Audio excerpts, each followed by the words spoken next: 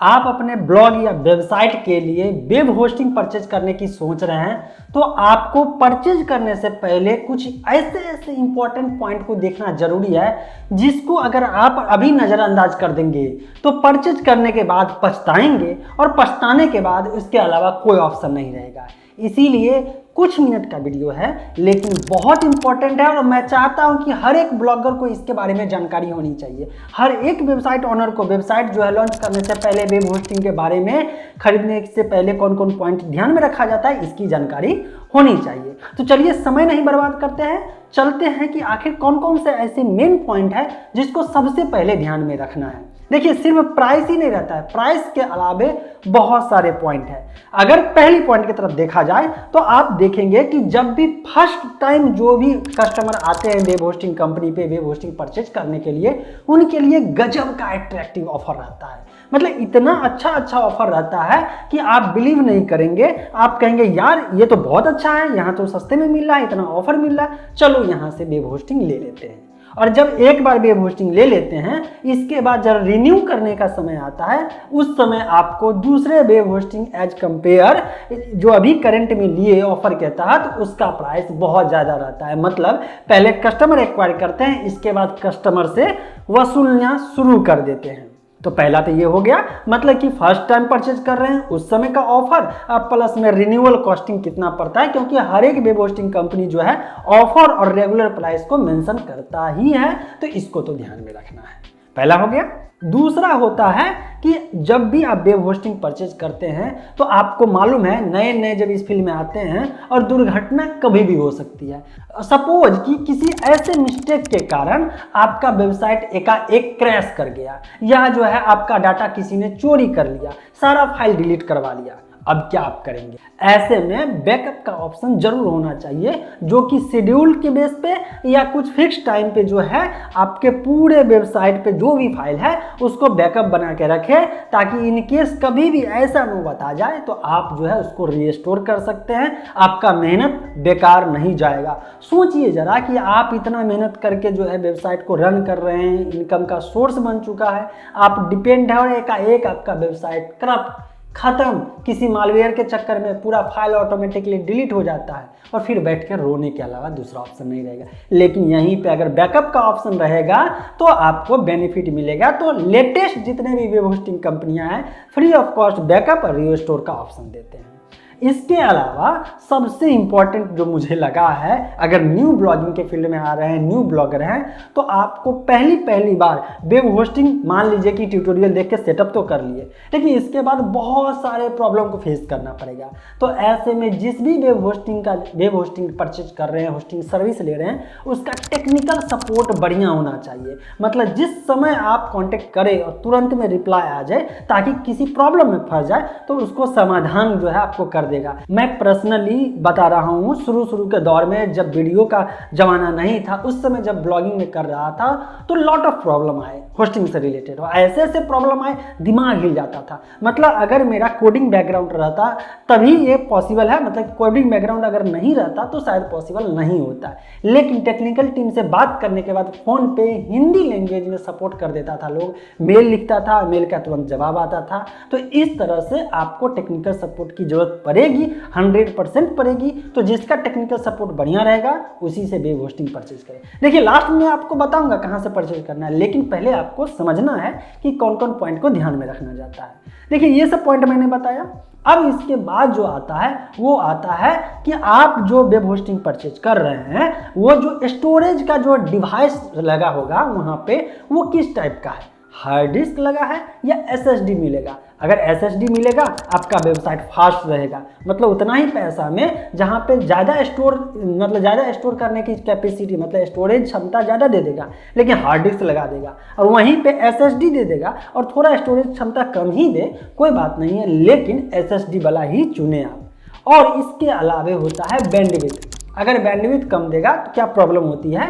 Problem ये होती है कि मान लीजिए कि आप वेबसाइट पे अच्छे से काम किए, इंटरनेट ट्रैफिक एकाएक जो है आपके वेबसाइट पे आया, वेबसाइट हो जाता है ठप, क्योंकि बैंडविड्थ सारा का सारा खा जाता है वहाँ पे यूजर के बेस पे। क्योंकि ऐसा होता है कि जब भी वेब होस्टिंग लेते हैं तो उस पैकेज में ही पता रहता है कि मैक्सिमम कितने कनेक्शन पर रिक्वेस्ट इस प्लान के तहत जो है एक्सेसिबल हो सकता है। उससे ज़्यादा रिक्वेस्ट होगा, वेबसाइट नहीं काम करेगा, रिसोर्स लिमिट जो है एक्सेस हो जाएगा, आपका वेबसाइट बंद हो जाएगा। तो बैंडविड्थ भी देखा जाता है कि हाँ अच्छा खासा बैंडविड्थ मिलना चाहिए। इसके बाद जो जरूरी है वेब होस्टिंग परचेज करते वक्त अप टाइम देखना जरूरी है।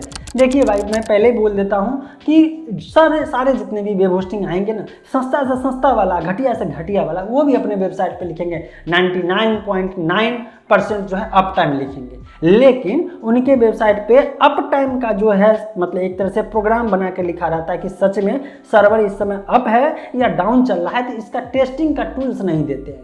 लेकिन जो ट्रस्टेड और बढ़िया वेब होस्टिंग होगा, जो कि मैं पर्सनली यूज करता हूँ और रिकमेंड भी बाद में कहूँगा कौन कौन सा करना चाहिए, वो सब होस्टिंग जब लॉगिन करेंगे ना तो डैशबोर्ड के लास्ट में रहेगा कि हाँ अप टाइम का बात बताएगा, अप टाइम है कितना % है, रियल में कितना है, कब डाउन गया, वो भी सारा रिपोर्टिंग रहेगा। तो उसके उस पेज पे विजिट करेंगे और पब्लिकली बाद में अवेलेबल कर देता है, जिससे पता चलता है हाँ सच में ये वेबसाइट जो है मतलब होस्टिंग कंपनी जो है वेबसाइट के लिए बढ़िया होता है। अप टाइम रहना जरूरी है। अप टाइम का क्या मतलब होता है? अप टाइम का मतलब ये हो गया कि आपका बैंडविड्थ नहीं खत्म हुआ, लेकिन जो वेब होस्टिंग कंपनियां सर्विस प्रोवाइड कर रही है, क्योंकि ये पूरा सिस्टम प्रोवाइड कर रही है, उसका ही सिस्टम फेल हो जाता है, जिस कारण से उस पर होस्टेड सारे वेबसाइट जो है ठप हो जाते हैं, ओपन नहीं हो सकते हैं। मतलब उसका CPU बंद, आपका वेबसाइट एक्सेसिबल बंद हो जाएगा।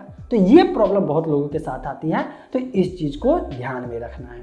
इसके बाद देखना क्या है कि अगर फर्स्ट टाइम आ रहे हैं तो आपको मान लीजिए, देखिए डोमेन लेने में कितना खर्चा लगता है, साल में 700-800 रुपया आपको देना पड़ता है। लेकिन आजकल जो वेब होस्टिंग आते हैं पैकेज, जो मतलब एवरेज वाला पैकेज जो होता है, पॉपुलर पैकेज होता है, उसके साथ डोमेन नेम फ्री देते हैं। तो एक्स्ट्रा आपको एफर्ट लगाने की जरूरत नहीं है, होस्टिंग पैकेज लीजिए और साथ में फ्री ऑफ कॉस्ट डोमेन लीजिए।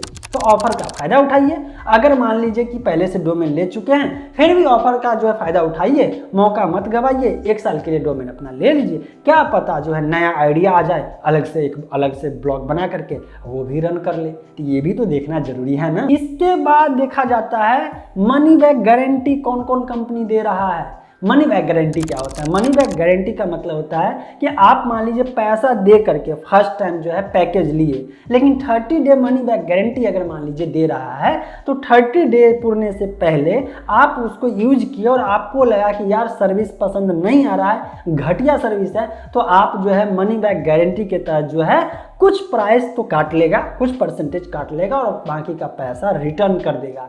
तो मनी बैक गारंटी अगर देता है ना, तो आपके लिए सहूलियत हो जाता है। एक तरह से डेमो सर्विस यूज भी करेंगे, जितना यूज किए पे किए, और इसके बाद आपको पैसा रिटर्न भी मिल जाएगा। और बढ़िया सर्विस लग गया तो आप उसको कंटिन्यू करते रहेंगे, क्योंकि सिंपल सी बात है, आप है कस्टमर और हम और आप जब कस्टमर हैं तो हमारा राइट बनता है कि अगर मुझे सर्विस बढ़िया नहीं लग रहा है तो उसी समय उस सर्विस को छोड़ दे और पैसा फालतू का बर्बाद न हो।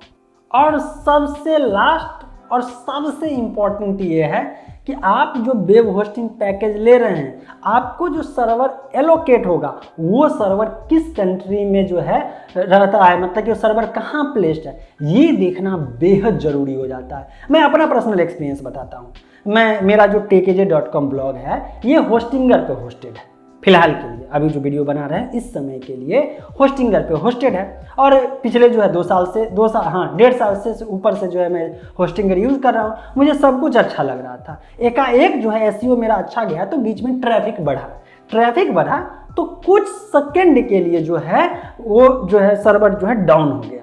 कुछ सेकंड के लिए तुरंत मुझे नोटिफिकेशन आया, मैंने सपोर्ट टीम से जो है मेल लिखा, चैट में बात किया, और इसके बाद उसने सजेस्ट किया कि आपका जो होस्टिंग सर्विस लिए हैं उस सर्विस का जो CPU है या सर्वर का है दूसरे कंट्री में प्लेस है, और चूंकि मेरा जो यूजर है, जो मैक्सिमम ट्रैफिक जो आता है वो इंडिया से आता है, तो या तो इंडिया में जो सर्वर है या इंडिया से नियरेस्ट जो सर्वर लोकेट कर रहा है वहाँ प्लेस कर देता हूँ। मैंने बोला बहुत अच्छी बात है। उसने क्या किया, फ्री ऑफ कॉस्ट। बस समय लिया लगभग 10 से 15 मिनट का और उसने पूरा फाइल को मूव किया। मुझे कुछ नहीं करना पड़ा, कुछ नहीं, आराम से मैं बैठा रहा, सारा काम उसका टीम कर दिया। और इसके बाद मैंने ओपन किया तो सिर्फ आईपी एड्रेस चेंज हुआ, क्योंकि सर्वर है, सीपीयू है, अलग आईपी एड्रेस हुआ। वो आईपी एड्रेस मैंने प्लेस किया, यहाँ पे डीएनएस में सेटअप कर दिया, अपडेट किया और फिर मेरा वेबसाइट जो है पहले से ज़्यादा फास्ट होना शुरू कर दिया।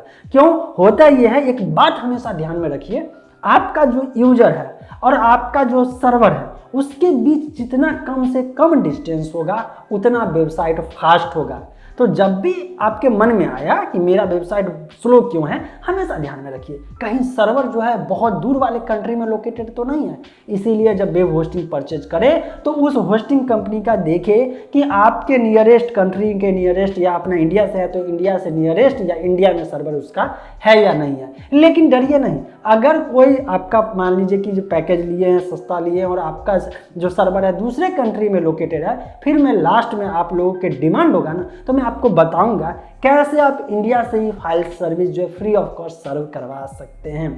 बहुत सारे बात करना है, बहुत सारी चीज़ सिखाना है, वेब होस्टिंग, ब्लॉगिंग, एसईओ से रिलेटेड, लेकिन आपके सपोर्ट की मुझे ज़रूरत है। और आप सपोर्ट कैसे मुझे करेंगे? पहला कि आपके मन में अगर सवाल है और कोई क्वेश्चन है तो नीचे कमेंट तो कर दीजिएगा, मैं उसका सॉल्यूशन ढूंढ के लाऊंगा। लेकिन सपोर्ट करने के लिए वीडियो को लाइक 100% करके जाइए, ठोक के जाइए लाइक, और हो सके इसको शेयर कर दीजिए। मिलते हैं फ्रेश और अपडेटेड इन्फॉर्मेशन के साथ नेक्स्ट वीडियो में।